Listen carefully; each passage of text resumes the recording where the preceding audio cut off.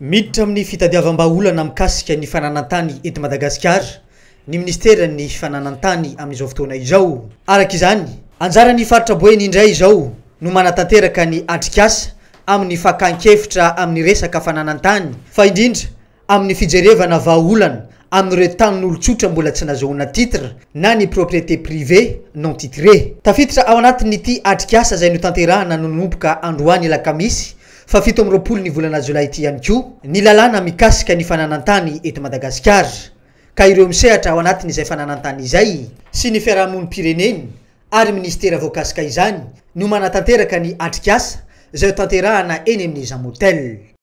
Alatsika hevitra amin'izao atrikasa tahaka an'izao satria ny birao fotony fananantany zany dia tokony tsy tantana afa-tsy ireo tanin'olon-tsotra tsy vita titre. Tahaka an'izay koa ny any amin'ny birao ny iombonan'ny fananantany mitantana ireo tanin'olona vita titre zany. Dia ireo birao anankiroa ireo sehatra asa anankiroa ireo tokony misy foana ny fifanakalozana na amin'ny resaka hoe ity ny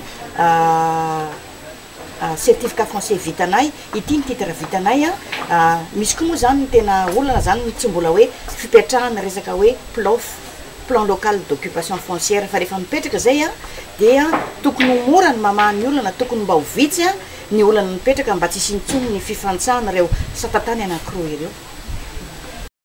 Ho antsika eto Mahajanga voalohany dia ny fananantany ho an'olon-tsotra izay mbola tsy nahazo ny titre na ny propriété privée non titré no anisany anaovana ny famelabelan-kevitra mandritra n'ity atrikasa ity. Ny ministera ihany koa dia efa mijery ny vahaolana mikasika ny fananantany manerana ny Madagasikara.